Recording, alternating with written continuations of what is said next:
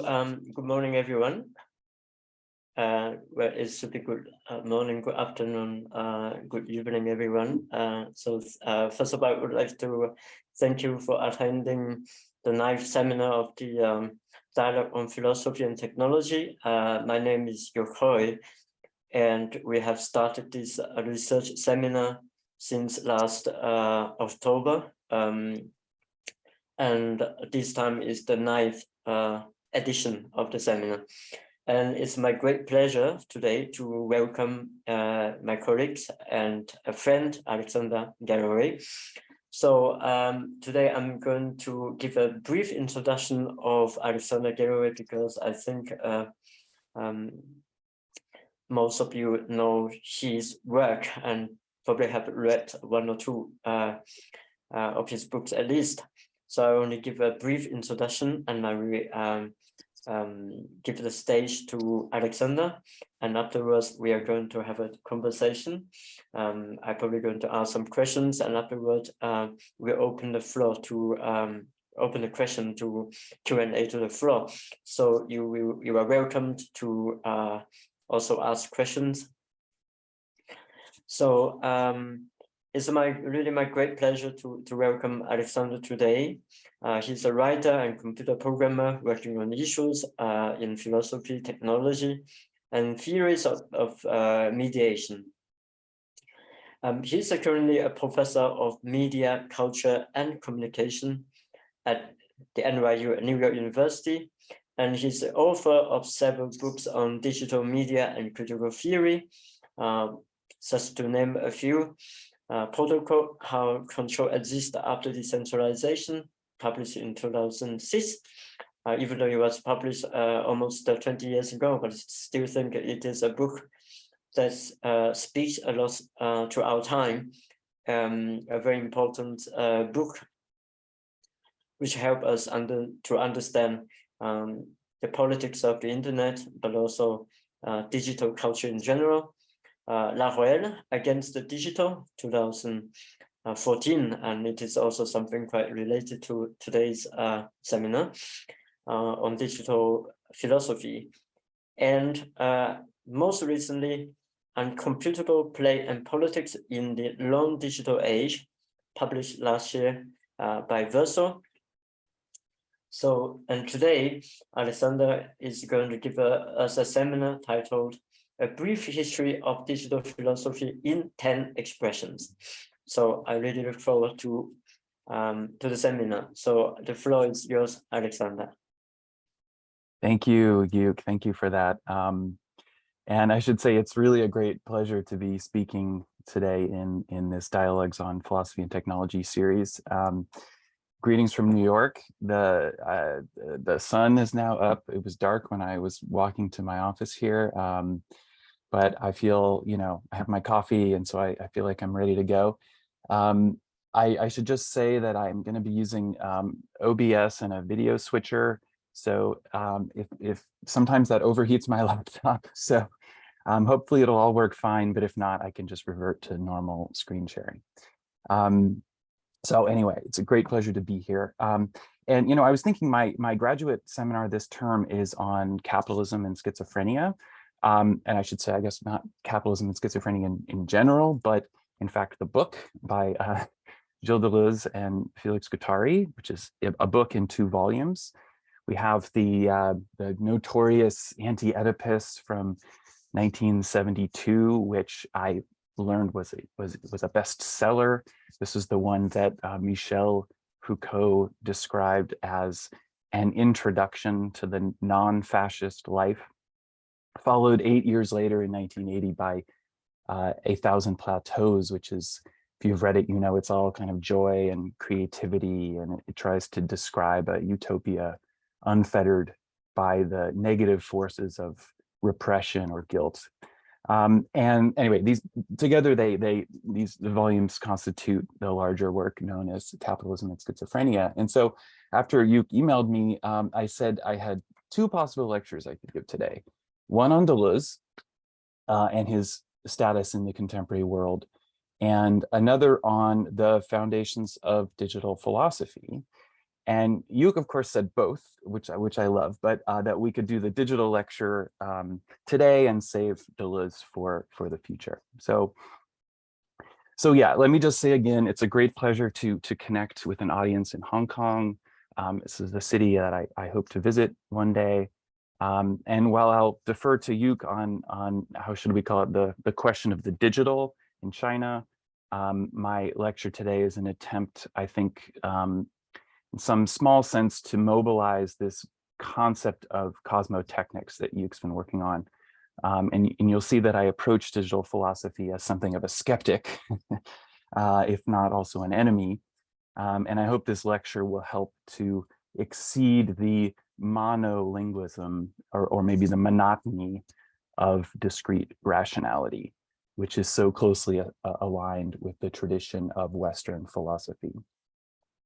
So yeah, I'll keep my eye on the Q&A window, and hopefully we can have a really interesting discussion afterwards. So, okay, so no Deleuze today, but I do actually want to begin with schizophrenia and interrogate one of the basic assumptions guiding the book, Capitalism and Schizophrenia, namely that schizophrenia is the most emblematic psychic configuration for our times. And I say psychic configuration, where others might say psychosis, although today we might also describe schizophrenia maybe as a kind of neurodiversity. And this seems right to me, but maybe only half right. And the forgotten half, I think, conjoined to schizophrenia is hysteria. Now, on hysteria, Deleuze and Guattari wrote relatively little. And I found only a dozen or so uses of the term across the several hundred pages of Capitalism and Schizophrenia. There's a chapter that Deleuze wrote in his excellent book on painting devoted to hysteria. But I think, in fact, they frequently vocalize the conditions of hysteria, which is to say Deleuze and Guattari brought hysteria to the page, I think, by performing the condition, the position of hysteria themselves. So, you know, were they schizos? Perhaps. Male hysterics? Absolutely. So I want to weave those two terms a little bit throughout the talk. And I should say at the top here that terms like schizo and hysteric are offensive to some, given their history of being used as negative epithets. So we have hysteria in the rank misogynist sense as the wandering womb, or in the slightly more veiled misogynist sense of excessive expression, often in the form of irrepressible chattering, laughing, screaming, paroxysms of the body of various kinds. But I'm not really referring to those uses so much as the technical definition of hysteria in psychoanalysis as a particular kind of anti-rationality, namely the absolute rejection of unity, of totality, the rejection of wholeness. And this rejection applies to the master signifier as well. So the hysteric is the one in constant critique of the master. But also, ironically, the hysteric is the one who, in a sense, demands a better master through that constant critique. And likewise, schizophrenia means different things depending on context. We have the clinical sense, a type of psychosis involving hallucinations or hearing voices, dissociation, often also paranoia. And interestingly, Deleuze and Guattari almost never use schizophrenia in this clinical sense. They use schizo to describe a kind of aleatory mind, a general condition of multiplicity, a logic of conjunction rather than disjunction.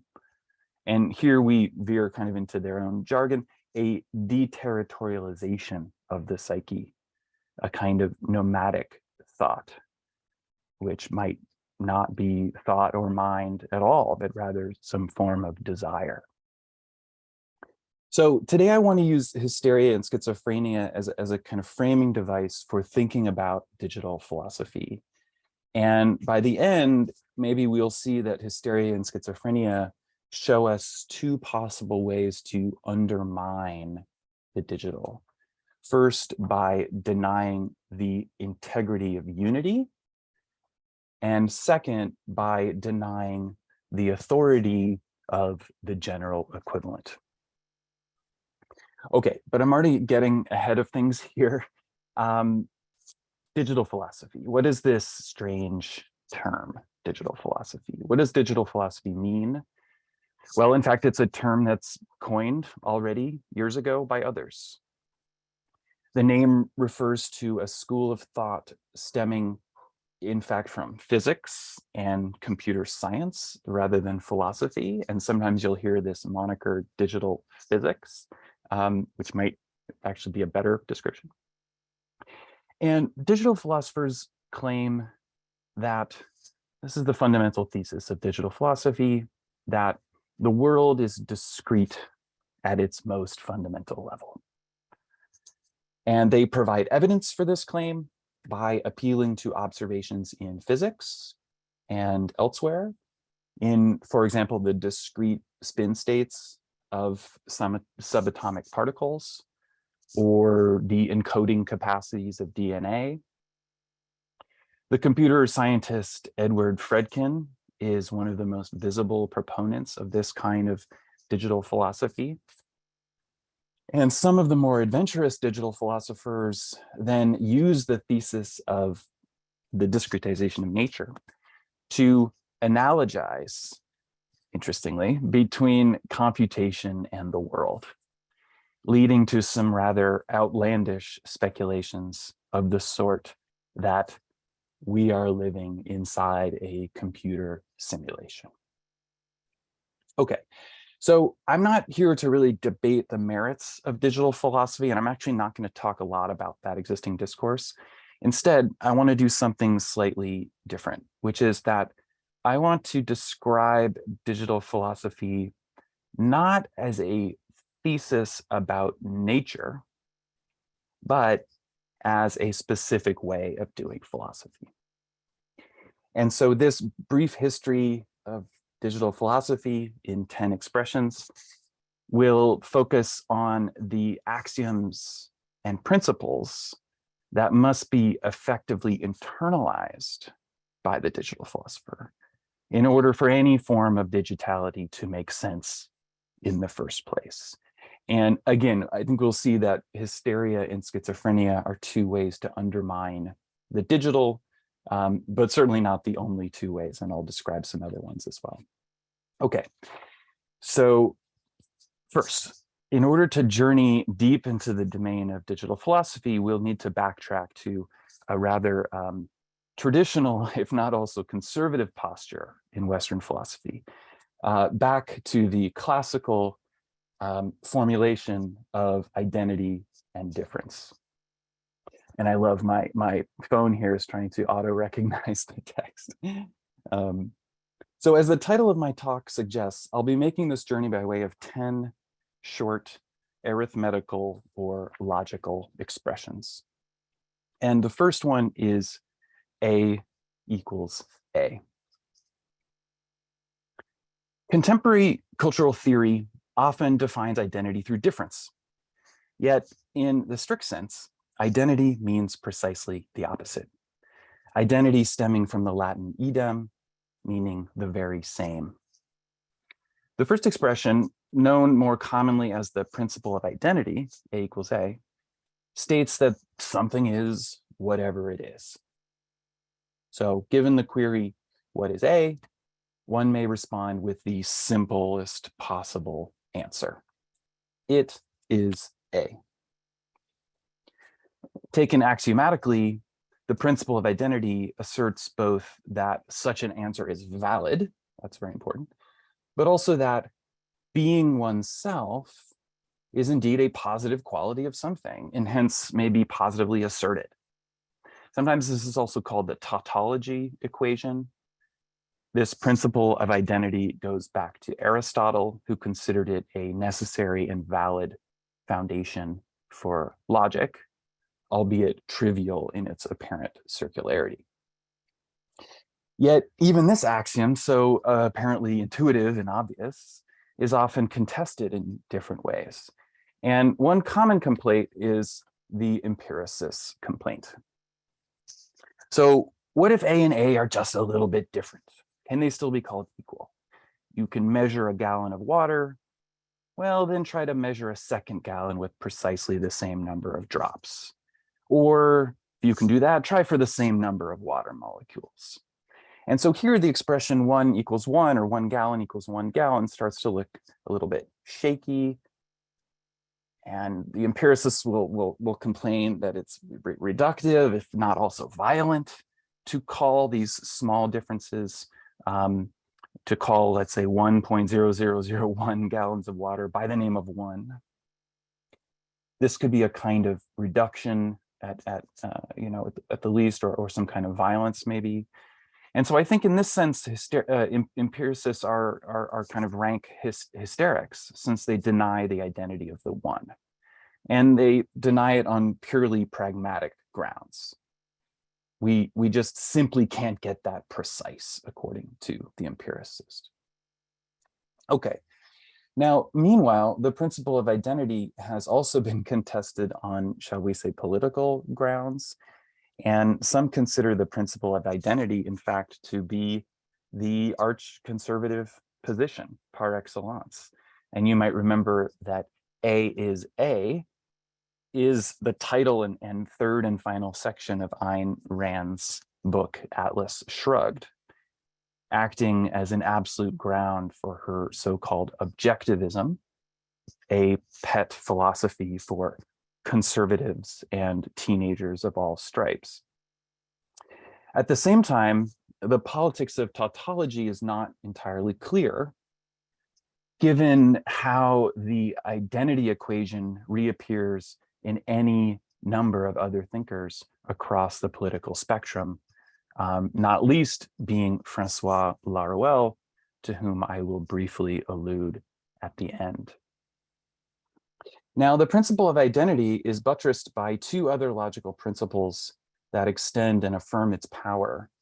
And one is the law of non-contradiction, and the other is the law of the excluded middle. And I won't dwell on these two laws today. It would take too much time, merely to say that they are some of the most sophisticated digital technologies in the history of humanity. And I think they really have earned pride of place in the Digital Hall of Fame. We can maybe talk about that later. So how is something equivalent with itself? How is something equivalent with itself? It's unclear, exactly. Regardless, let's move to a slightly more challenging question. How are two different things made equivalent? This is also unclear. Nobody really knows, but the behavior can be observed and accordingly sort of incorporated by fiat. And so we can maybe christen this second equation with the name digital difference. So yeah, I think the second expression of digital philosophy could be expressed like this: A equals B. In fact, this expression is rather strange, for it asserts simultaneously that two things are different, yet also the same. And so consider an innocent example from arithmetic. The expression 7 plus 5 equals 12. This expression is only thinkable if the expression A equals B is thinkable. Now, the two terms here are clearly different, right? You have different notation, different character length. They are arithmetically different. The left side contains an operation. The right side does not contain an operation. If these were stored in memory, they'd be stored in memory very differently. Yet, through the miracle of simple arithmetic, the two terms form a quantitative equivalency. So, identity and difference. They offer a beginning, but are not sufficient to construct a full-fledged system of mediation. In other words, we do not yet have the digital. Nevertheless, these two expressions introduce a discretizing gesture into thought, which we will make slightly more vivid through the definition of digital identity as ratio. And this is how I would define that. A over B. Now, Euclid expressed this neatly in Book 5 of the Elements. A ratio, or logos, is a sort of relation in respect of size between two magnitudes of the same kind. Duo megathon homogenon. And here we may transition from the generic principle of identity toward an identity with specifically digital characteristics. Having formally posed the question, what is A, and having previously answered, well, it is A, we are now able to give a different answer, which I think is actually a truly digital answer, that A is a ratio of two things. So, or X is A over B. Now, identity as digital ratio is extremely old. It dates to the Pythagoreans, if not before. And the expression stipulates that any identity may be thought of as a relation between two terms, right? So what is the decimal number 4.5? Oh, well, that's just the ratio, 9/2. What is the fourth interval in music? Oh, it's the ratio 4:3. And so these sort of definitions where something is defined in terms of a ratio between two discrete values constitutes the first expression of simple digitality. And we could also call this perhaps the general formula of the digital. And we'll see in a second that the digital has, in fact, two important steps. I hate to proliferate new jargon, but I think in this case we have to. So I've been discriminating between digital 1, which I think is this step, and in a moment I'll also talk about digital 2. So there are these two important steps. Now, in this larval state, the digital and the analog are often difficult to untangle, in fact, and we could be forgiven for confusing them. So strictly speaking, the expression A over B derives from geometry. That is, from the ratio of two magnitudes.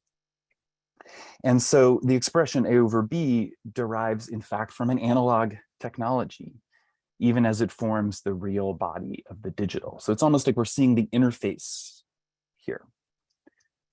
There's a kind of dialectical interlacing, maybe, that I think is really common among the digital and the analog.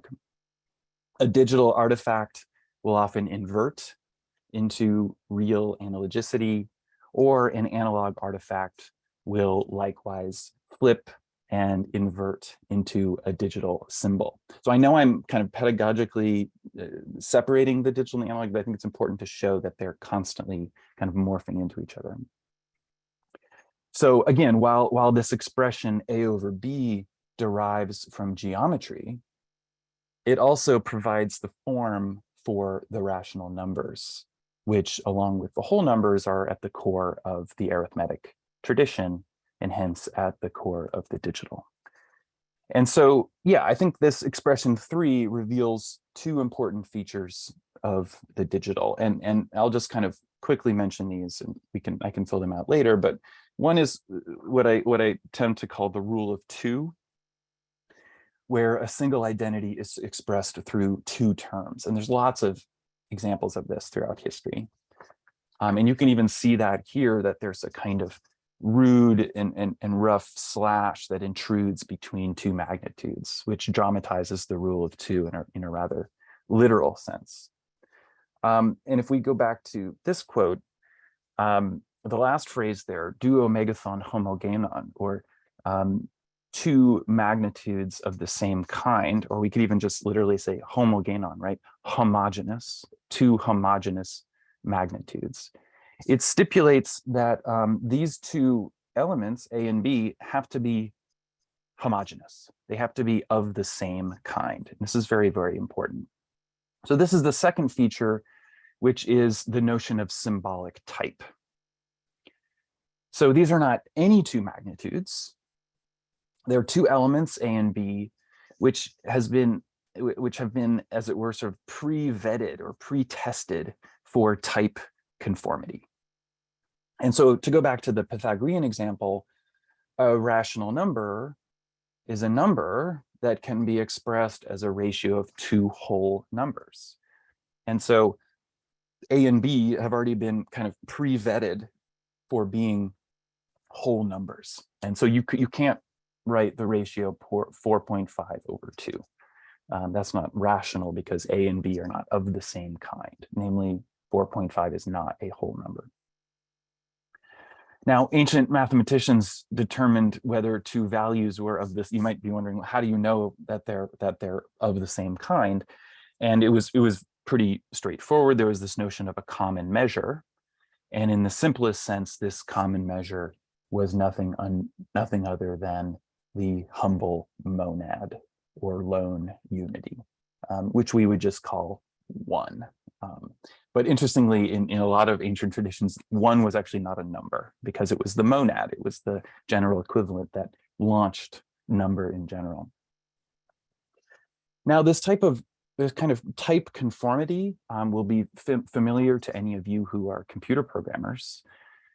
Most computer languages are based on the notion of data type, wherein generic data, which is really just nothing other than arrays of numbers, arrays of integers, are cast as a specific abstract type of data.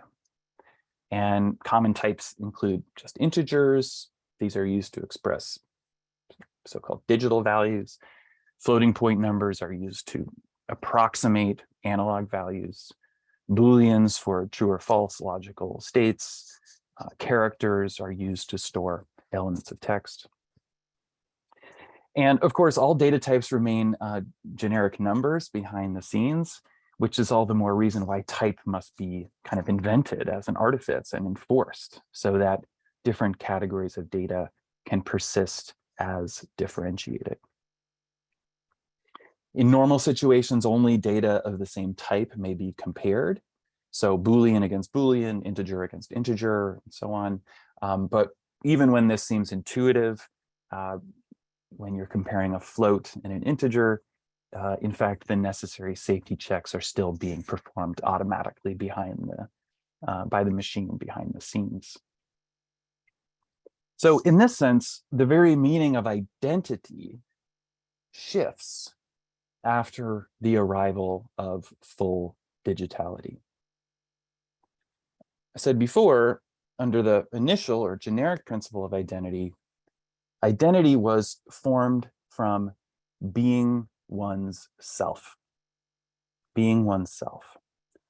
Yet now, under mature digitality, identity is a little different. Now it's formed from being of the same kind. And here is where we can finally get to this notion of digital two. When identity shifts from content to form, conforming to a symbolic type. And this will lead us to expression 4, which we could write like this. Where now the digital is not just a technology of symbolic naming, it's also a technology for ordering symbols. And here the expression A is greater than B means that for any two digital symbols, it is possible to compare them in terms of lesser or before and greater or after. And the operation of comparison might be complicated, it might be obvious, it might be cumbersome, it might be simple. We don't have to get into the details of how the comparison happens. Expression 4 simply states that it is possible in principle, not simply marking the difference of two terms. Expression 4 indicates that in addition to being different, one token is also ranked prior to another token. And once an ordered hierarchy is established, it becomes possible to localize the position of every digital token within that hierarchy. And while the priority is not always obvious, digitality ensures that there is an available mechanism for finding priority. Right? So we could say that this expression number 4 is a kind of digital judgment, that it facilitates digital judgment. Okay, so at this point, let me just pause and kind of summarize what I've said so far. We started with identity in general, right? A equals A. But then we shifted to a symbolic order that is particularly of the digital type. And so I think we can characterize that through 3 basic expressions. These are just the expressions 2 through 4. So digital identity as A over B, digital difference as A equals B, and digital judgment as A is greater than B. And so I think these first few expressions outline a fully functional symbolic order, including technologies of identity, difference, judgment. These expressions, in a sense, help explain the meaning of the rule of 2. That is just the introduction of any amount of distinction whatsoever, followed by the structuring of distinction according to symbolic type. And to the extent that these principles are fundamental to Western rationality, which is not the only way of doing philosophy by any means, just a particularly hegemonic way, one can also conclude, I think, that philosophy has been digital for a very long time. So much so that philosophy and digital philosophy are quite nearly the same endeavor. Okay, so I know what you're all thinking at this point. This kind of logocentrism is exhausting. It's exhausting for me too. But in some ways, I think these are the occupational hazards of studying the digital.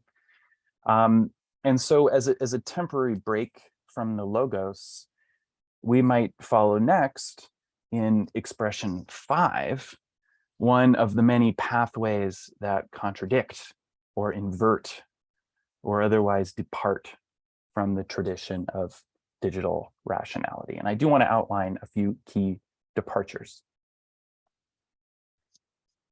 Now, quote, "The Greek logos had no contrary," wrote Michel Foucault at the start of his first major treatise, a book, in fact, on the contrary of the logos.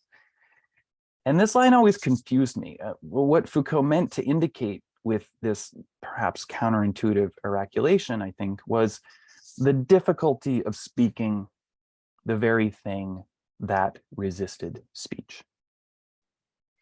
It would be better instead to chronicle, quote, "the archaeology of a silence," Foucault claimed, than to compel the mute to assume a language.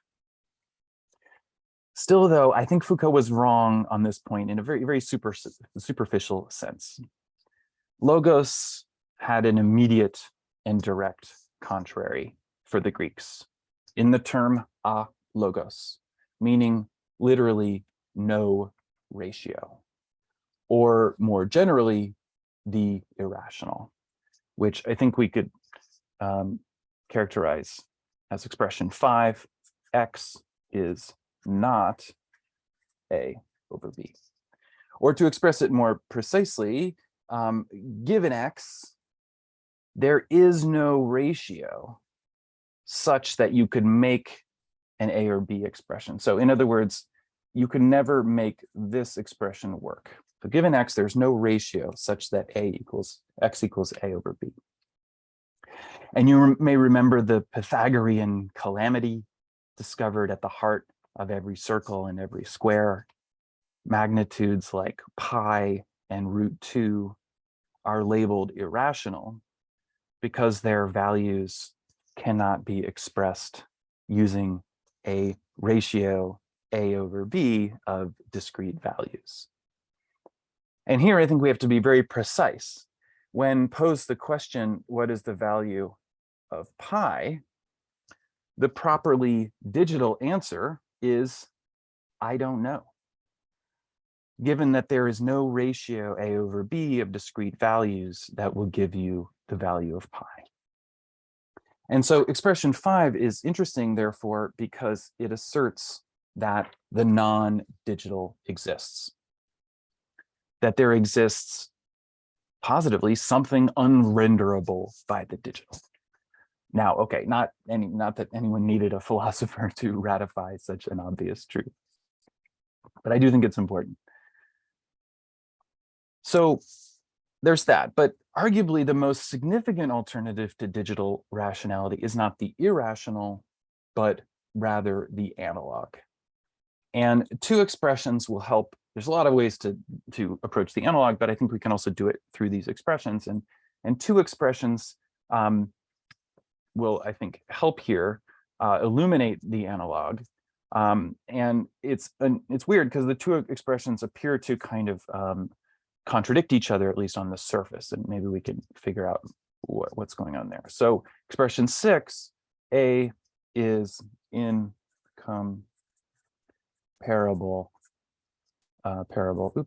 with B.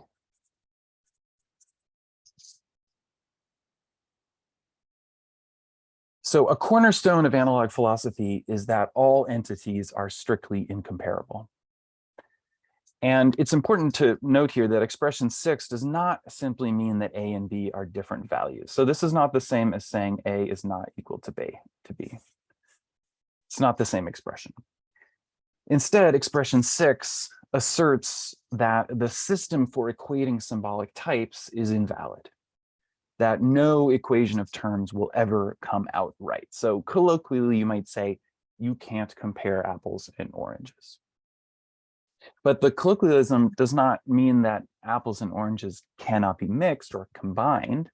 We know that pure qualities are freely combined within aesthetics, for example. Simply that they share no common symbolic monad that might act as a yardstick of comparison. So it really violates digital too. So in a sense, we've returned to our starting conditions. The hysteric is the one who, quote unquote, irrationally denies the unity of the digital monad and therefore undermines digital one, while the schizophrenic is the one who denies the authority of symbolic type and hence undermines digital two. Okay, but if the analog has a kind of negative definition, we might say, it also has a positive definition in expression 7, which can be articulated like this. A over B is equivalent to C over D. And here the analog is defined in the proper sense, namely as proportion. That is, as a relation between two ratios. And in fact, I'm just stealing this directly from Euclid book 5. And the definition of the analog is in fact very old. So an orange has a rind, just like an apple has a skin. The parent has big ears, just like the child has big ears. This is to that as something else is to the other. A similarity is formed through proportionate ratios. And understanding this notion of proportion is at the essence of the analog. This is also evident in media systems. So, in the camera obscura, the outside world with its own kind of configuration of sizes and shapes reappears as a projected image, which preserves those sizes and shapes in similar proportions. Right? And I'm not trying to reify the camera obscura as some kind of real or natural way of seeing, merely an analogical way of seeing. In other words, within the analog, the issue is not so much what is X.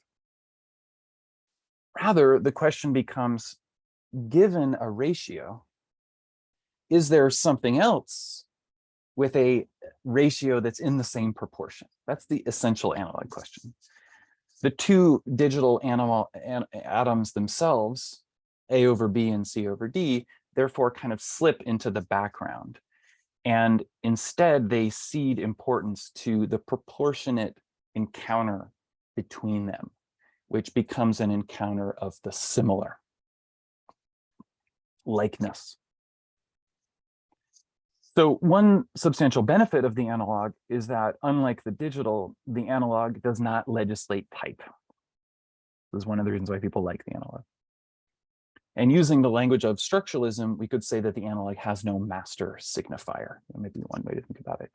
An example that you get a lot in Deleuze and Guattari, which is the wasp and the orchid, right? So the coupling of wasp and orchid illustrates more vividly what expression 7 expresses in sterile terms. There's no symbolic consistency between wasp and orchid.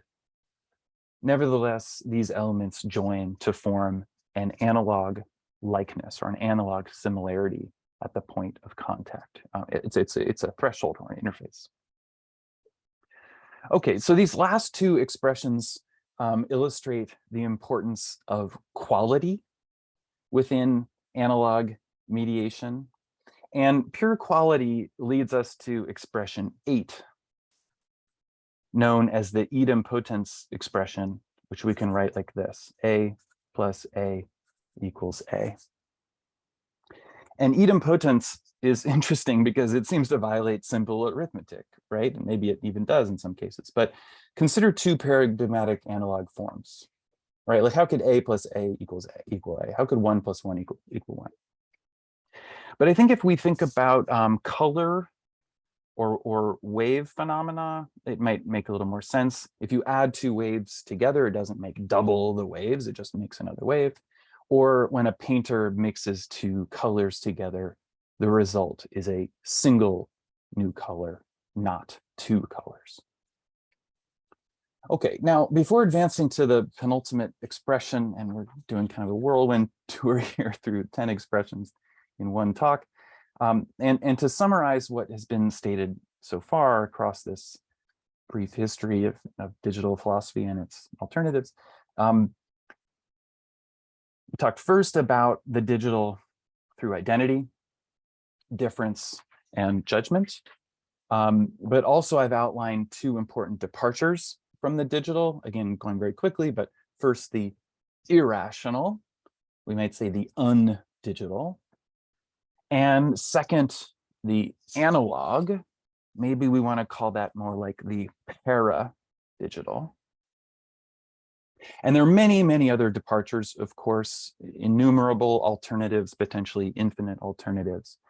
But let me at least pay lip service to one of the other most important departures in my mind from discrete rationality, namely dialectics.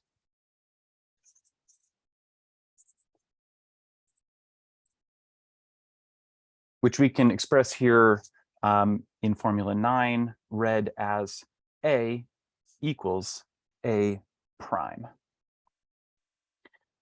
Now, expression 9 is contradictory, or at the very least ambiguous. What is this? Is this a kind of identity? Not really. Is it a kind of difference? Maybe. Dialectical reason, in other words, stipulates that there's no identity, A equals A, that does not also generate a difference, A equals B or A equals not A. And expression 9, I think, is an attempt to contain both of these tendencies together. So, for example, Marx used the equation MCM prime, which he called the general formula for capital, as a way to show the circulation of money and commodities, namely that money, M, may be used to buy the labor power of variable capital, C, in order to produce commodities that may be sold for the original money plus a small surplus, M prime. And so this last term, A prime, or in Marx, M prime, contains an essential ambiguity, you could say, or paradox. In one sense, A prime means negation is possible, even necessary, and hence that identity always implies negation, leading to the paradox A and not A. Yet in another sense, right, this is not A, right? So in another sense, A prime means negation is not possible, that any difference is already folded back into an identity with itself. And thus there was no circulation for Marx that was not also centripetal, that did not also return. And yet there was no circulation without surplus that did not also accumulate. Surplus was not simply a felicitous bonus profit for Marx, right? This isn't just a kind of lucky bonus. The surplus difference was already identical with the capital that set it in motion. Okay, and now finally, to conclude this brief tour through digital philosophy and its alternatives, we loop back to the beginning, to the principle of identity, only now slightly altered.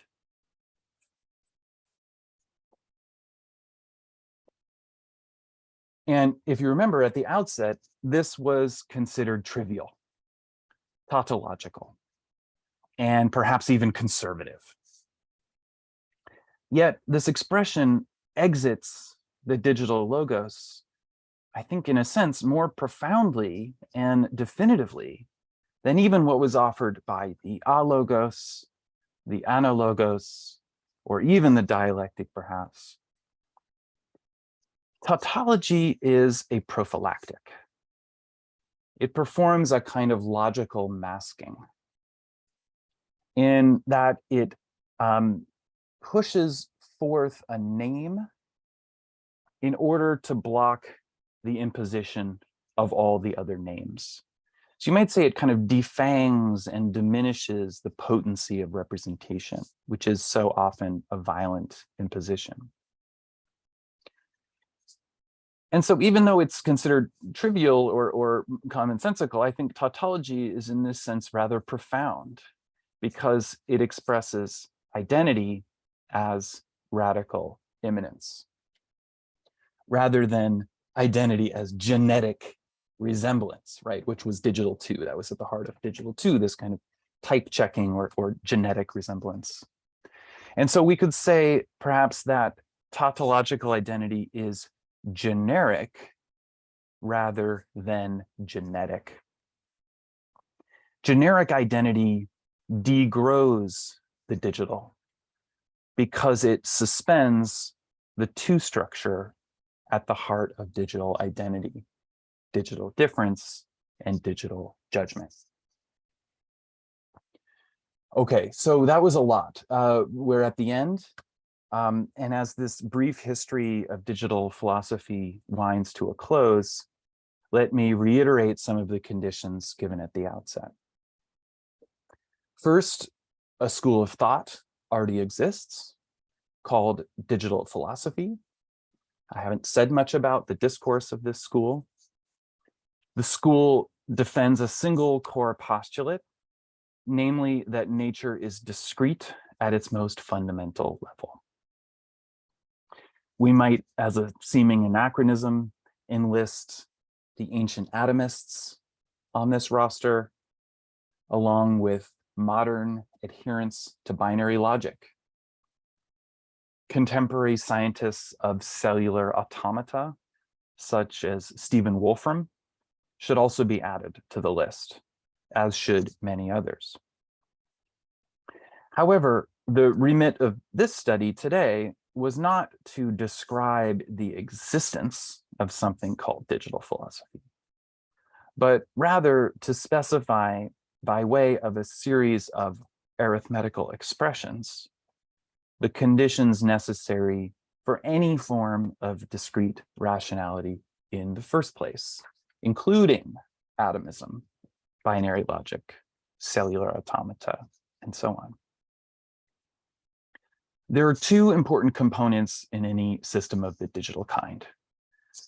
You need to be able to form discrete units, and you need to promote one of those units to the level of the general equivalent, against which all other units are measured.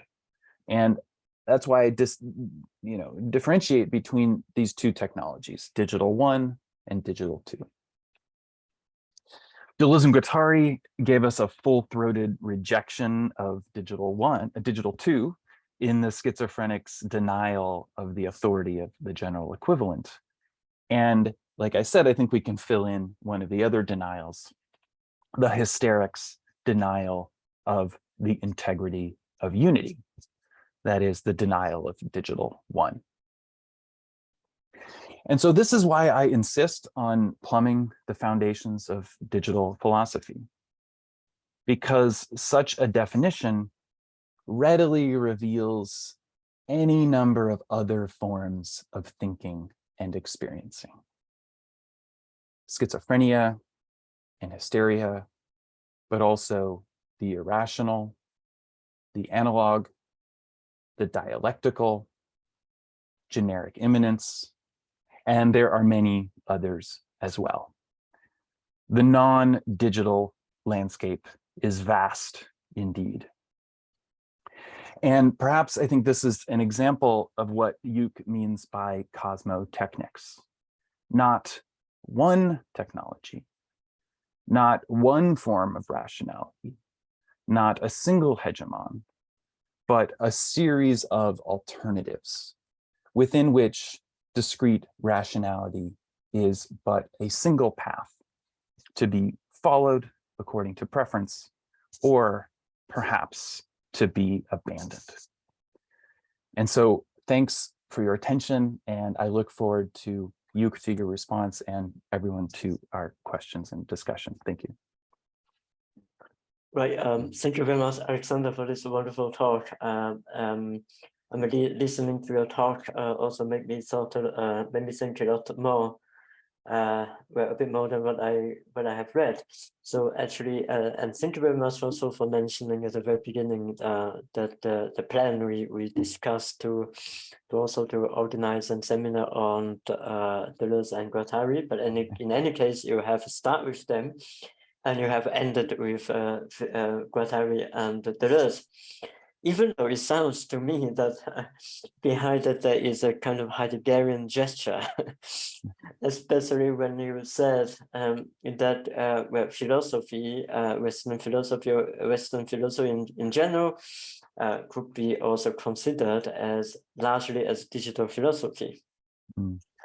Also towards the end, when you provoke with tautology, which of course is the very Heideggerian trademark, when the nothings, das Nichtet, or the das Dings, the things. So really interesting to hear what you said, and that you try to open up a much larger landscape, and also put the against those who propose digital physics or digital philosophy. Has been an enterprise for a few decades, and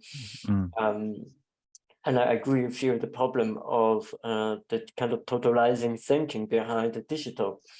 However, to make our discussion more interesting, I'm going to speak in the name of the digital philosopher, first of all. And I'm going to put forward a challenge to you before we come back to the non-digital landscape. So, well, I assume I'm a digital philosopher, and I said, okay, look, Alexander, what you said is interesting. However, what you said about digital 1 and digital 2, you distinguish from logos, and you distinguish from analogos. But actually, what you are criticizing is only a catalogos. That's to say a catalog, especially when you talk about type, when you talk about identity and type, string or integer, and so on. You are only talking about catalogos. It didn't really touch the logos of digital philosophy. Now, the digital philosopher would say, look, I'm going to tell you that there's one thing you have undermined, but also underestimated about the digital philosophy, and that's the question of algorithm. So you focus on type. Yeah. But maybe you have ignored or you didn't pay much, you didn't address really the question of algorithm. Now the digital philosopher said, okay, let's start with the question of identity. A equals to A. Now A equals to A, of course, we know that that is fundamental for rationalism, especially Leibniz. But then A equal to A is not that homogeneous insofar A equals to A is only a self-position of A. A self-position in the sense that A, insofar A equals A because let's put in this way. A is A insofar it is. That's to say, there is an auto-position of A as A. So it's not about properties, about that A has 5 petals, B have 5 petals, but rather A equal to A is a self-position of A. Now the self-position of A is that which leads to difference in its own movement, where that is very much an ideology, idealist reading of the auto-position of A, that the A set itself into movement. So when A sets itself into movement, then it is the condition of difference and the condition of a movement towards a telos. Maybe we can say, well, look at the Turing machine. This is precisely what a Turing machine is doing. Or look at the recursive function of Gödel, or even the lambda definition of search. This is precisely what the algorithm is doing. So what you said about, for example, let me refer back to what you have said about the irrational. Where actually what you said is the irrational is one of the possibility of such movement. Right. So, for example, let me give you an example. Is the Leibniz formula of pi. So because you give the example of pi, so let's say, let's look at I just put, I just put on the, let me send it to everyone. I hope everyone can see it. So let's look at the Leibniz formula of pi. I hope to send a picture, but I don't know if I didn't send a picture. No, I cannot send it. I cannot send a picture. But in fact, we can say it's 1 minus 1 over 3 plus 1 over 5 minus 1 over 7 plus 1 over 9 and so on and so forth. So basically, this is a recursive function. And a recursive function actually is able to represent irrational. That is one possibility of the digital expression. So as a digital philosopher, where I pretend that but I'm not. I am as I'm not. This is the famous Heraclitus. I am as I'm not. But what you said about irrational or analog could be also possibilities of the digital. So what would you say about that? Yeah, no, those are all really excellent points. And I think I would just agree with everything you said. The point about algorithm and calculation, yeah, absolutely. I didn't say anything about that. We'd have to have a whole nother conversation, I think, about that. Calculation is also as old as time, just as a concept and as a practical reality. And there's a rich sort of philosophical tradition we could talk about there. Yeah, this idea of the auto position of A, I think you're right. It's not describing a quality of A. It is almost, again, in a Heideggerian sense, simply recognizing the presence of something, which, as you described it, almost initiates a dialectical, almost a dialectical sense of movement, right, where identity leads to difference, and then difference leads back to identity. And I love how you brought in recursion. Yeah, I mean, of course, let's not forget recursion is often just terrifying to philosophers, right? The infinite regress is one, a way that you can, you can prove things through infinite regress, but recursion, as you said correctly, I think, is a normal everyday tool used in computation, and so we have to ask why. I mean, maybe one of the reasons is that computation is in finite time and space, and so it doesn't have to worry about the infinite final occurrence, right? So maybe recursion doesn't carry that sort of terror that it does for a practical and an engineer who's dealing with a practical problem. Yeah.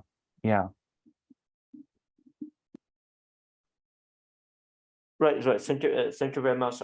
Yeah, I mean, that's precisely what I mean regarding the self-position, because that is also the condition of dialectics. If you read Hegel, that the dialectics, or not only Hegel, but probably where maybe we find more in Fichte and Schelling, about the auto-position of A equals A.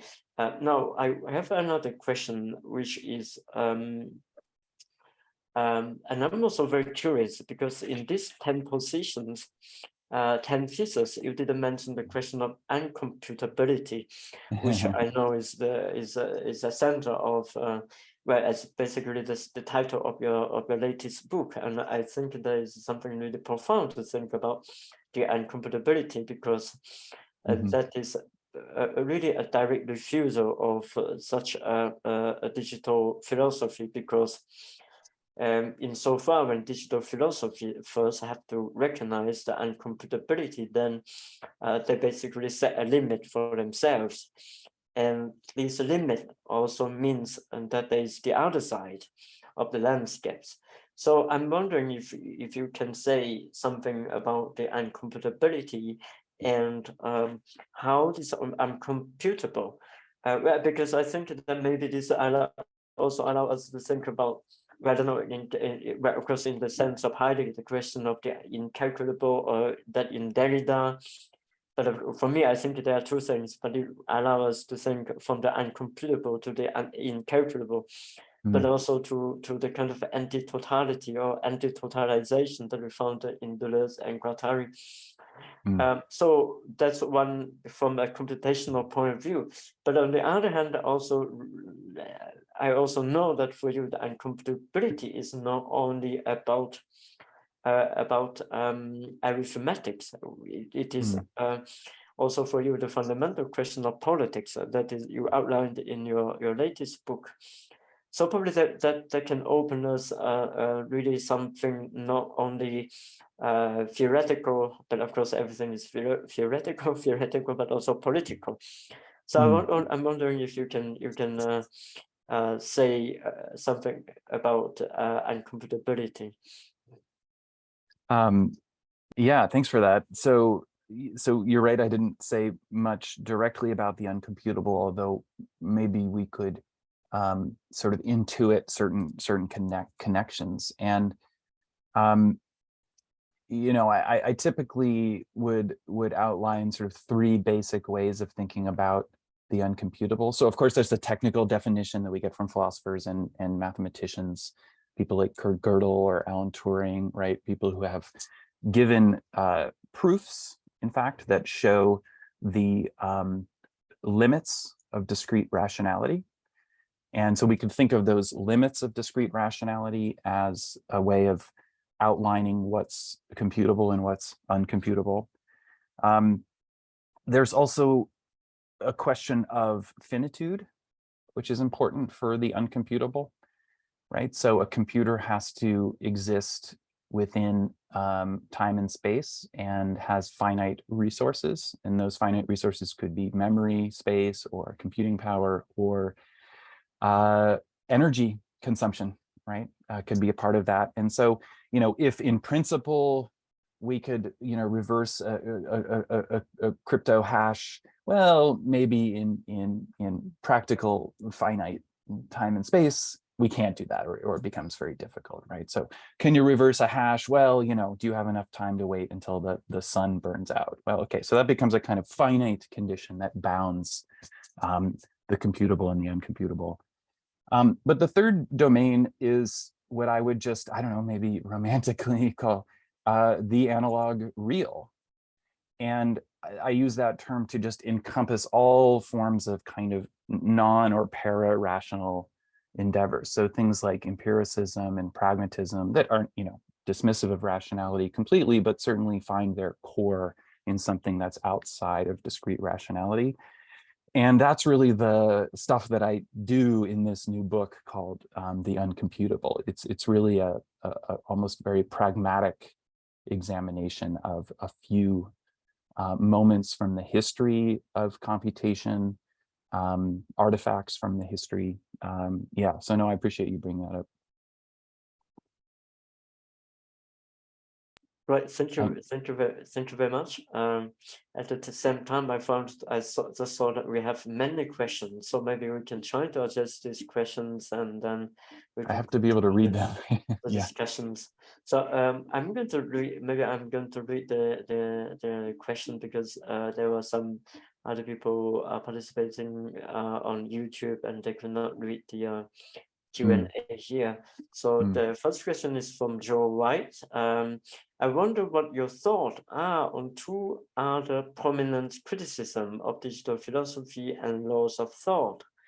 Luciano Floridi's critique of digital philosophical ontology, which is in particular takes on these, as well as Wheeler's it from bit as simply being a particular representation of being, and Simondon's explicit critique of the laws of thought, given how systems are metastable. Quote, a deepened thought of metastability as a condition of individuation requires the rejection of the principle of the excluded middle and the logic of identity, the complete being, which is to say, the pre-individual being is more than a unity and more than an identity. It is other than itself.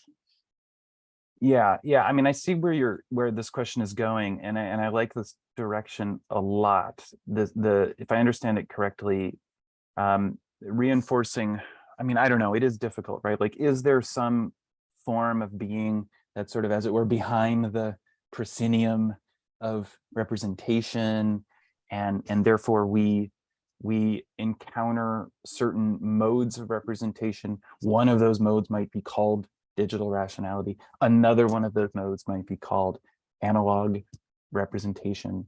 Yeah, I think there's something to that. I mean, that might actually just return us to a pretty fundamental, and very traditional way of doing metaphysics. That might be one kind of outcome. But certainly I would agree with the stress in the question that, and I always maintain this, that the digital and the analog are both modes of mediation. Yeah, now mediation of what? Well, that's maybe not so clear.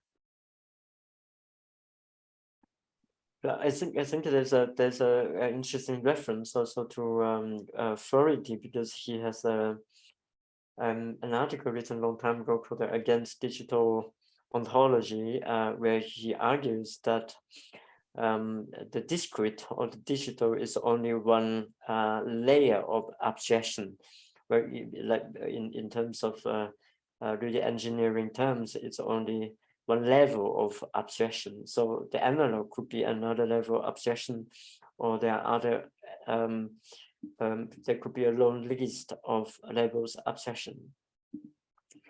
Do you want to say anything about the Simondon question? About the metastable. Yeah, I Yeah. mean, the metastable is also something that that digitality kind of can't really handle, right? It sort of seems to undo normal forms of causality and determination. And so I would think of someone like Simondon, yeah, as a profound voice in showing some sort of alternative path. Maybe that's an analog path.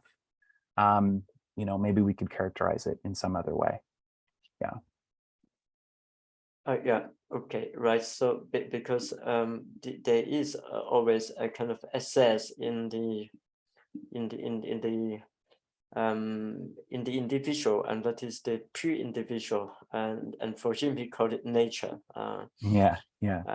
So the Yeah. second So, yeah, you know, often there is a kind of very classical metaphysical posture, you know, right. which has been, you know, maybe there's nothing wrong with that, but we could give a laundry list of all of the critiques and responses to traditional metaphysics. Right. So second question from Jacques Segbars. If tautology is a more profound form of the relation predicate subject, how is a relational difference to be identified as critical operation for which the logical operation serves?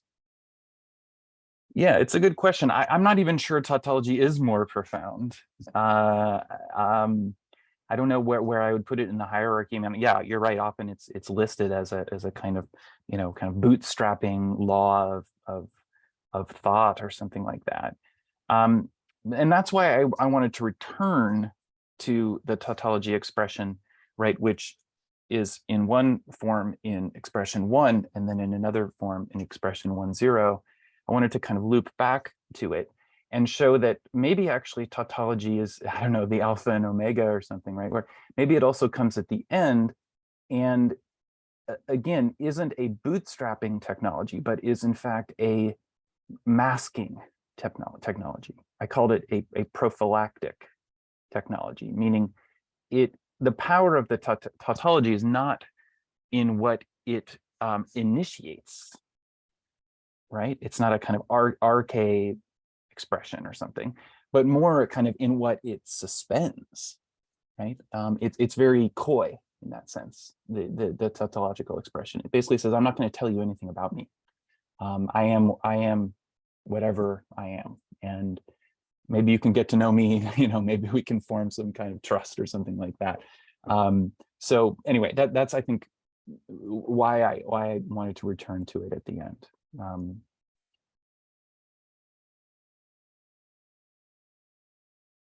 Yeah, should I read the third one maybe? Yeah, so we have the one from Valeria. Hello, thank you for the opportunity to participate. Alexander mentioned the example with mixing oranges and apples when they become the a kind of unity, yes. But the smells of the orange and apples will stay stable and distinguished. The orange smells like orange, apples smell like apples. Maybe in the digital philosophy, there isn't any notion for the materiality or substance. Hope it was clear as a question. Yeah, I mean, it's a great question. And, you know, I think a lot of people want to push back and say, oh, the digital always has a materiality, always has a substance. And again, if we talk about the algorithm, pragmatic questions of calculation, yes, that's true, right? You know, Google server farms need energy and they need rivers to cool them and all those things.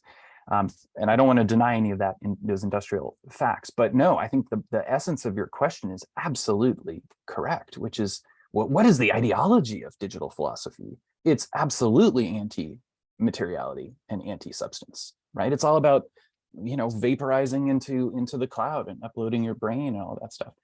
And so, you know, I think part of studying the digital is sort of listening to the ideology of the digital, not being seduced by it, but also not completely rejecting it, right? Because the ideology of the digital will also tell you a lot about what it is or what it thinks it's doing. So yeah, I do think, you know, it can be a trap if you say, well, analog materiality is somehow kind of like closer to the real or closer to substance or something like that. And maybe there's a kind of romantic trap there. But no, I think the essence of your question is absolutely right, which is that we cannot understand the analog or aesthetics, right? And I think the aesthetics and the analog have a very close relation. We can't understand those domains without somehow affirming that the analog has a special relationship with real materiality. And I say special relationship, I'm hedging, but there is some kind of special relationship that maybe we could fill out that the digital does not have. Right. So we have another question from Derek Barry. So thanks, Alex, for a very interesting talk. I wondered if you could address what I felt was unspoken in your presentation. What is the status of this metaphysics that you appear to be outlining in your talk? Are you bringing together a synthetic account of a kind of philosophy of the digital that you think circulates broadly but lacks clear definition? What is the status of this assume? Is this idealism? Who are you thinking of when you list them? Where are they derived from? And finally, what is the intention of outlining what seems to me problematic, axiomatic way of thinking about the digital?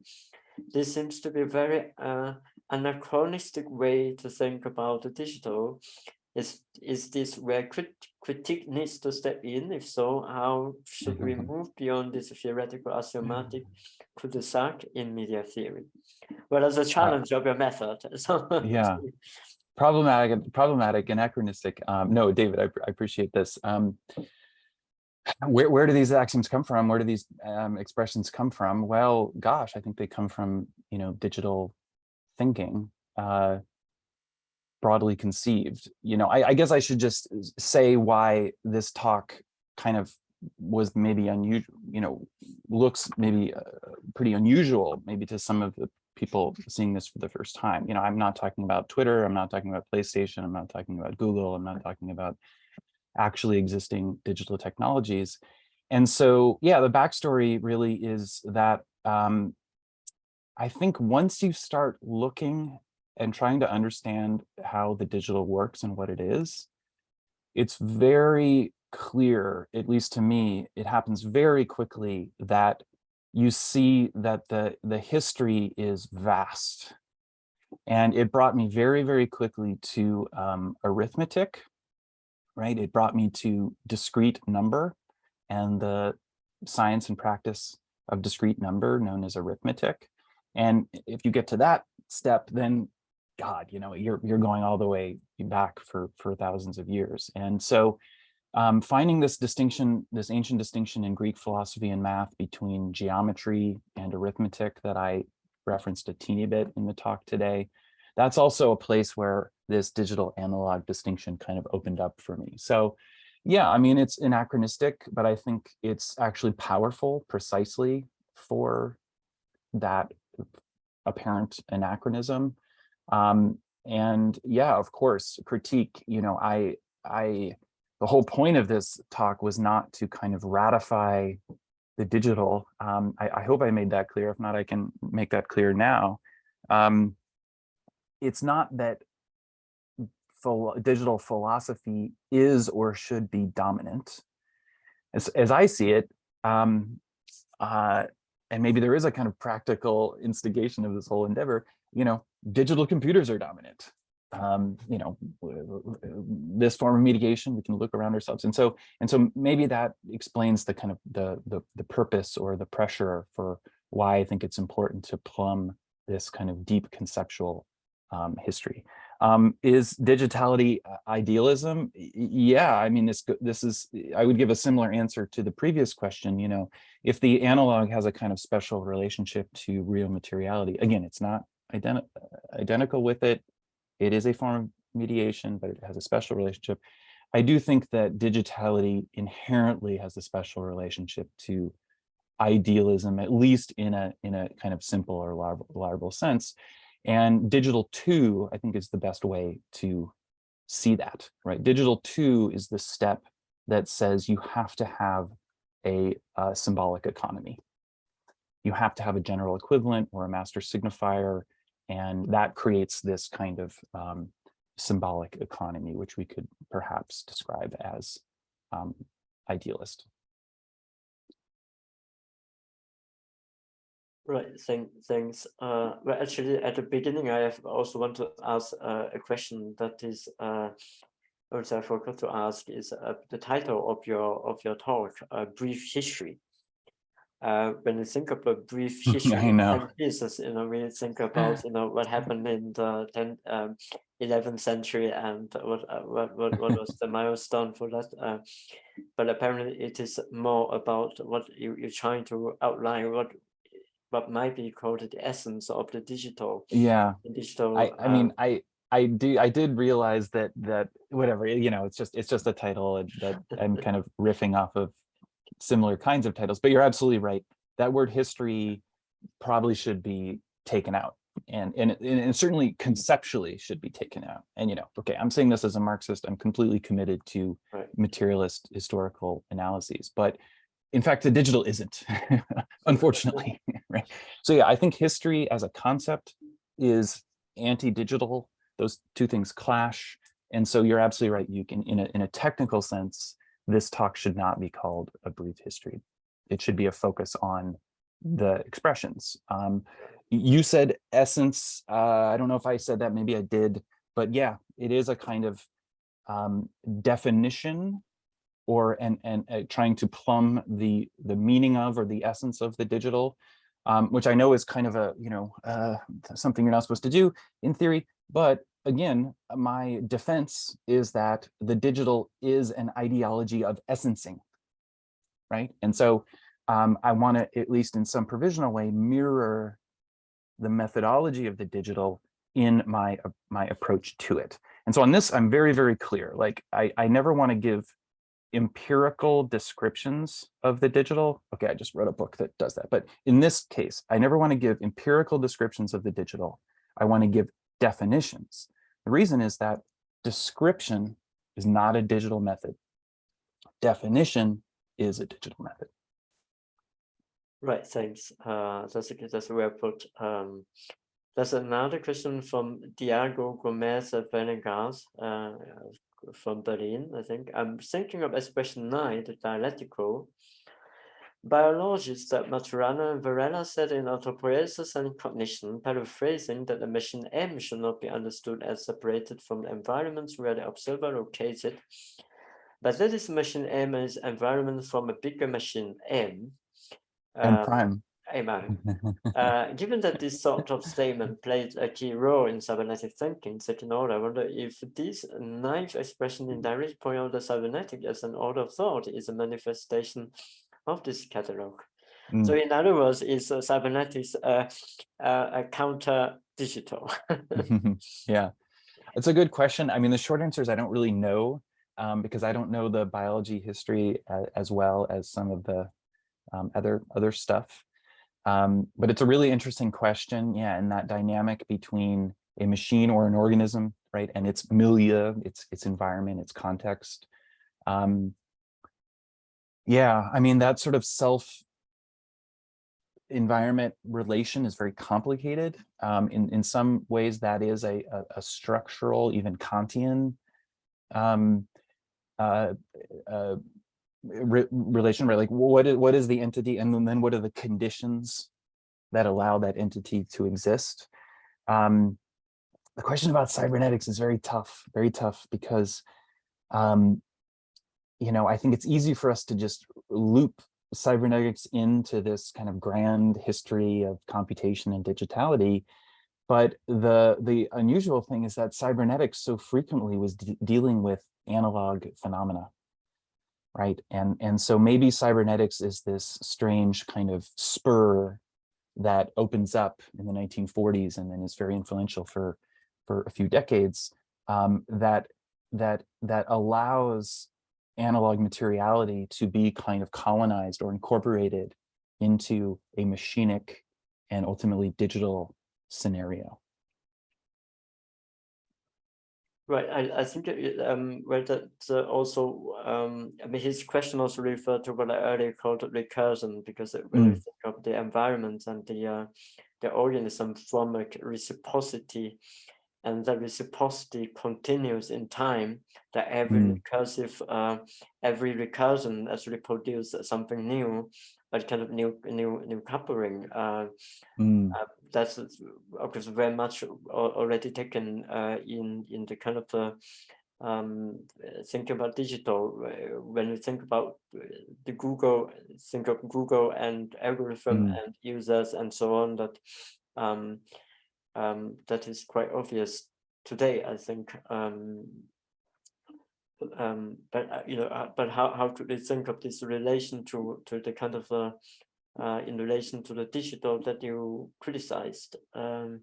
Is something interesting. It might also depend on the status of recursion, you know, because this notion of looping is, I'm thinking of someone like Douglas Hofstadter, you know, who is really one of the biggest voices now for analog philosophy. So we've talked a lot about digital philosophy, but there are, you know, I just wrote an essay called The Golden Age of Analog. And the argument of that is that the golden age of analog is not, you know, vinyl records and you know, Hitler's, you know, film of 1900 or whatever. Actually, the golden age of analog is now. There seems to be a renaissance in analog thinking and analog philosophy.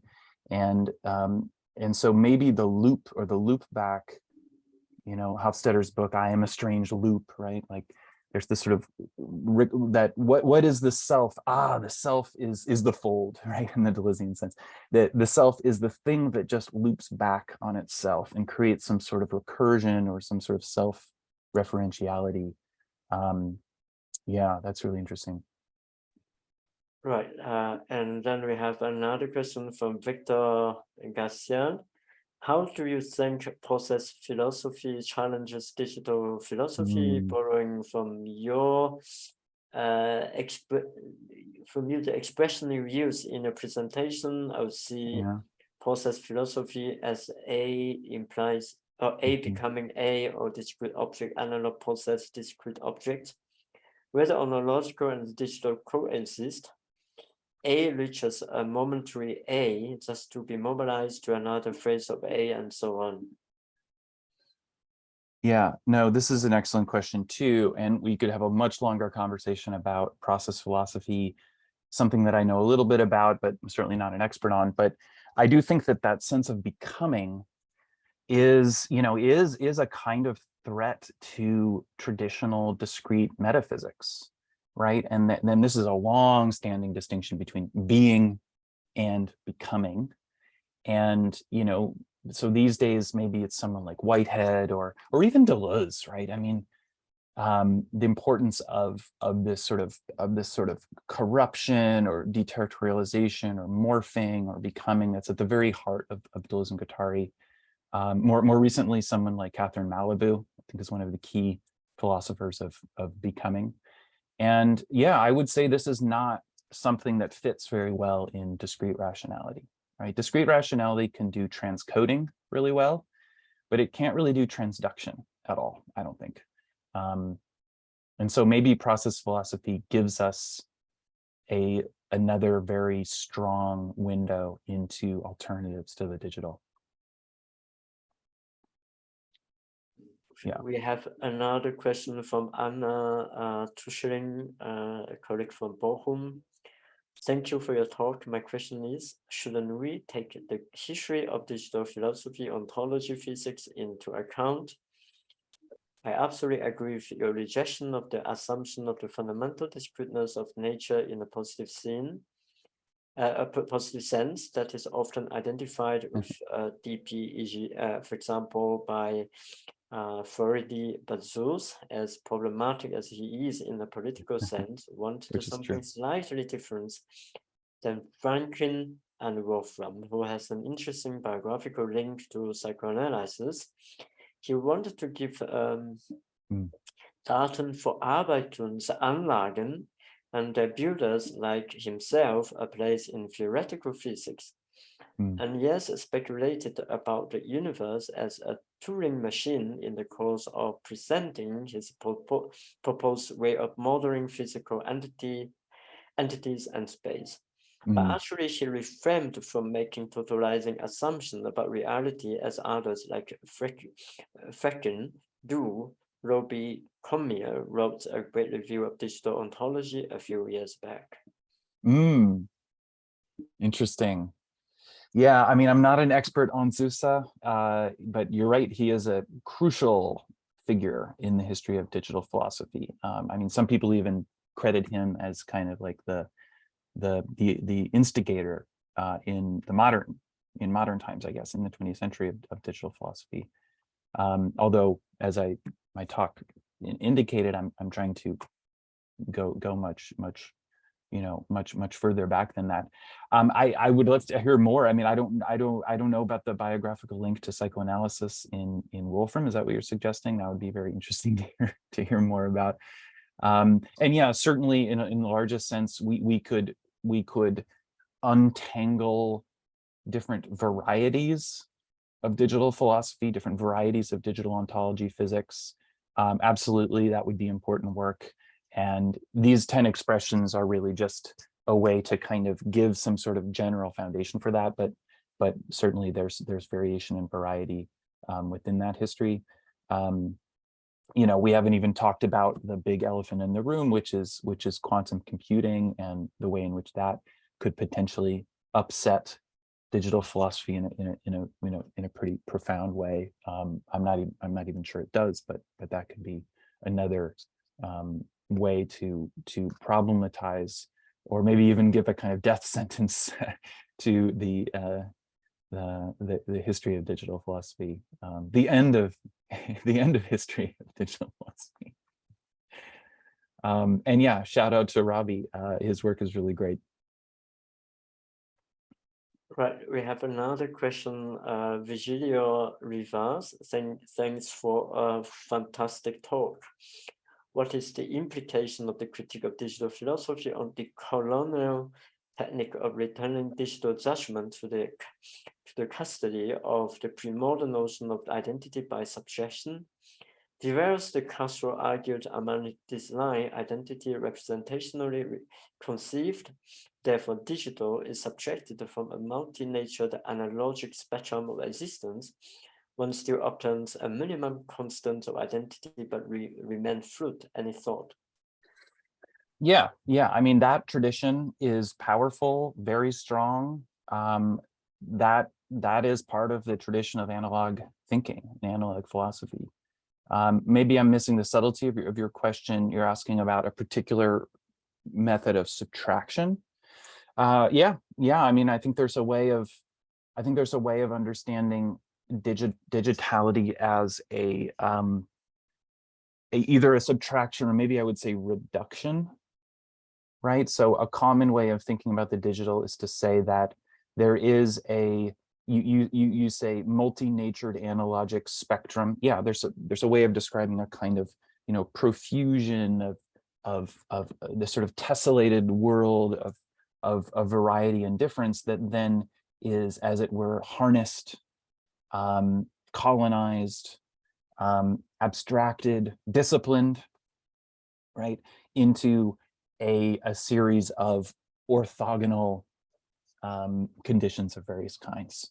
Yeah, and I'm not sure I would entirely want to just tread that road entirely, but I agree with the thrust of the question that there is a common critique of the digital that's very powerful, which we could just maybe call loosely Foucauldian, right? That it's a process of disciplining and otherwise sort of unharnessed or unharnessable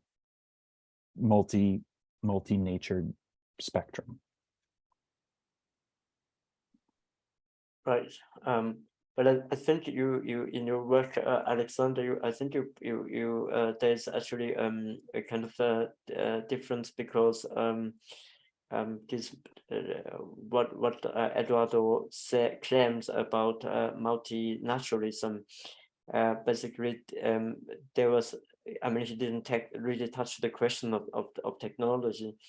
So I think the question that you raise, to move away from the kind of digital totality, it corresponds to the core of a multinationalism, but also a kind of also move beyond towards a maybe you can say multi techniques or multi-cosmotechnic in the sense.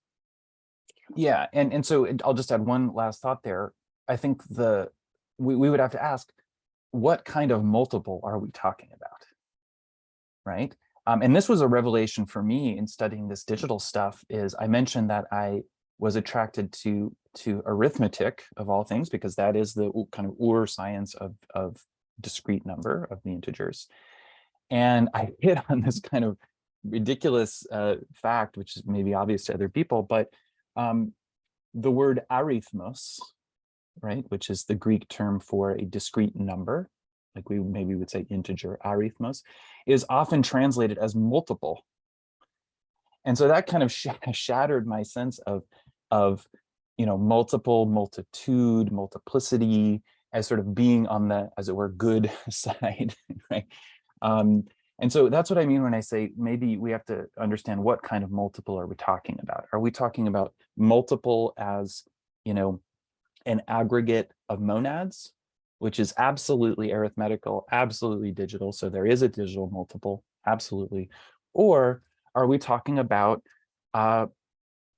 pure difference, qualitative multiplicity?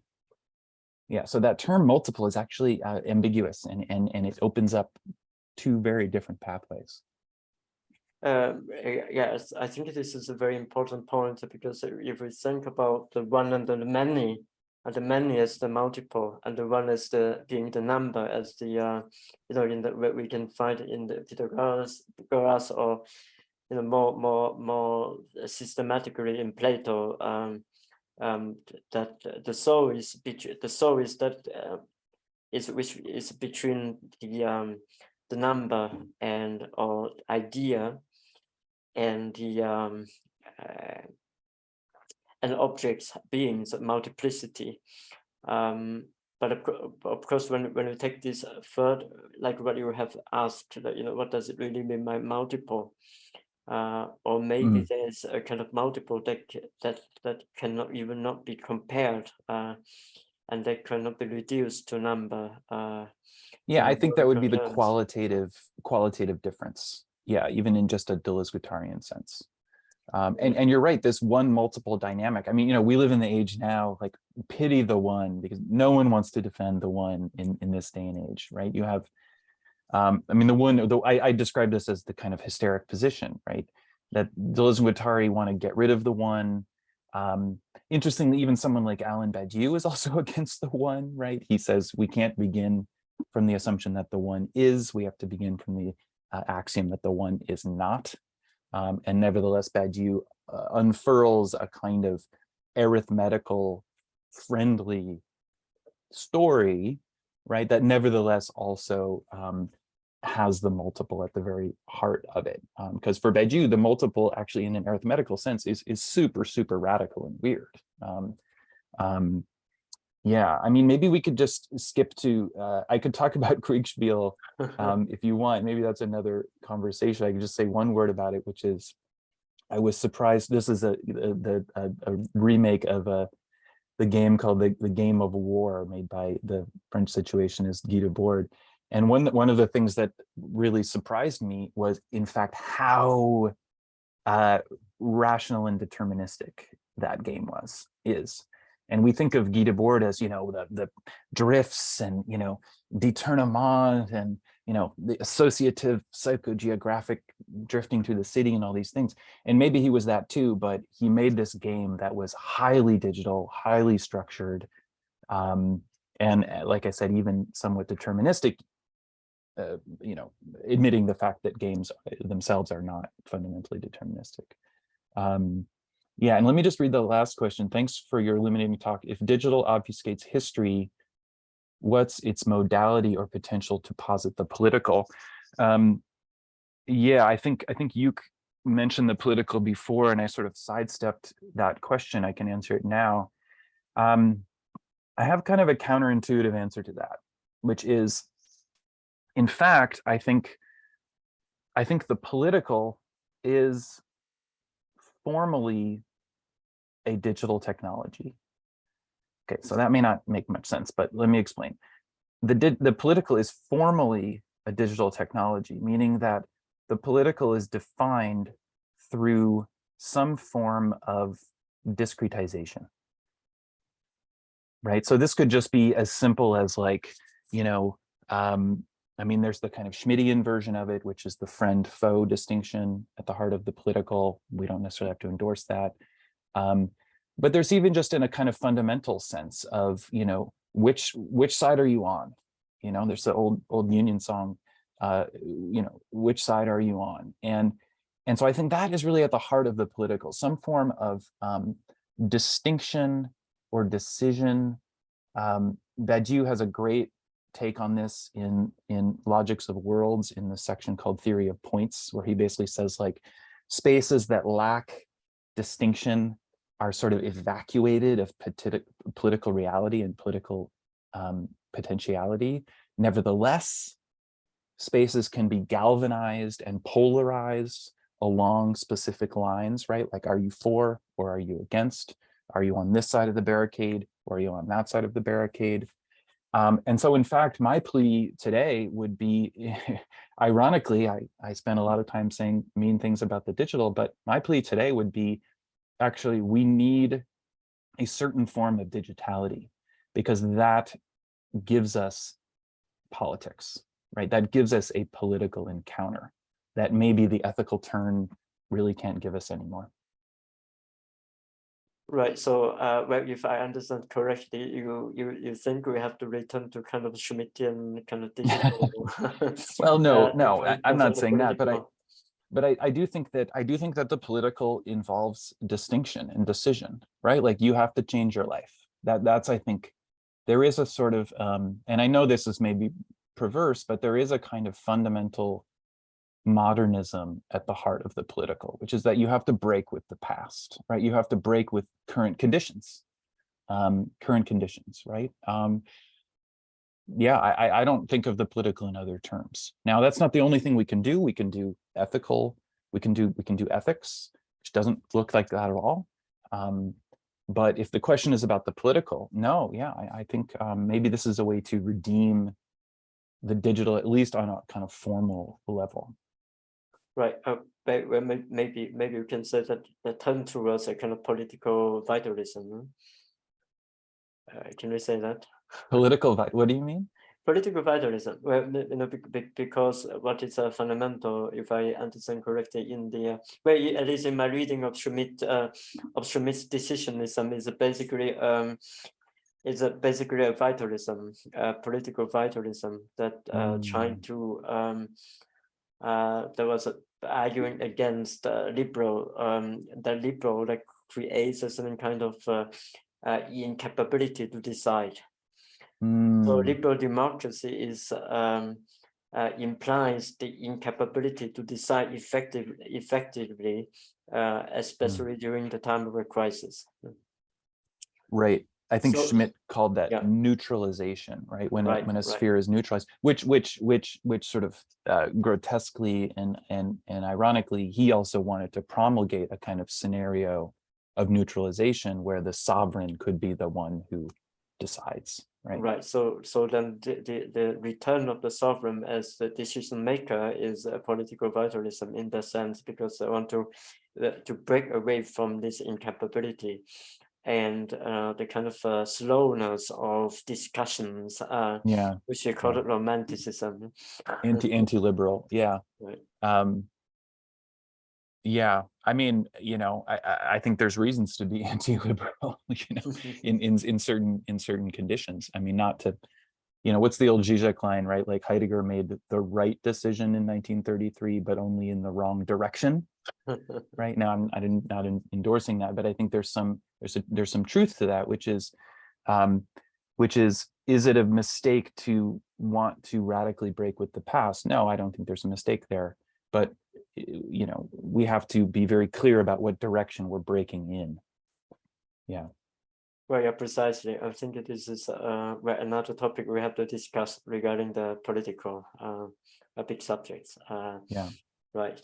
So I think we have answered all the no, there are so many questions. So I don't know if you would like to maybe we answer the last question. Okay. And then what do you think is the reason that the digital thinking has persisted for so long and now seems to have taken on a hegemonic form in contemporary thinking? What made it remain ahistorical through concrete histories? Oh, I don't know. That's a great question. I don't know. I mean, I could only just kind of, grope around for some kind of answer and hint at something I said before, which has to do with, the ideology of the digital is that it is vapor, that it can sort of propagate abstractly. And, maybe that's why. In other words, it's sort of fundamental to the digital ideology that it is ahistorical, right? That it's essential, that it's abstract. The integers are probably the most successful digital technology in history. And why is that? Well, because there's a history of number and all these things, of course, right? But the ideology of the integers is that they're somehow untouched or untouchable by, as you say, concrete histories. I don't know. I that's an important question, and I have to think more about that. Right, thank you so much. I think we have answered all the questions, and but we are also coming to the end of the seminar because it's almost 2 hours. So I want to thank you again, Alexander, for getting up so early to make it, and I hope that the sun is now completely out in New York, and you are able to have a coffee before you go to teach. So thank you very much again. Thank you, Yuk. I really appreciate And it. I thanks hope to see you in everyone. person. Yeah, and thank you everyone for participating. Actually, we have people from everywhere in the world. I think there's less than 10 people from Hong Kong, actually. Yeah, so thank you very much for participating in this seminar. And we are going to have recordings, which you can find on the link that Edwin just sent out. And again, I want to thank Alexander, but also to Edwin for helping organize this seminar. So thanks everyone. Have a good day. Have a good morning. Have a good afternoon. Bye-bye. Bye. Thank you.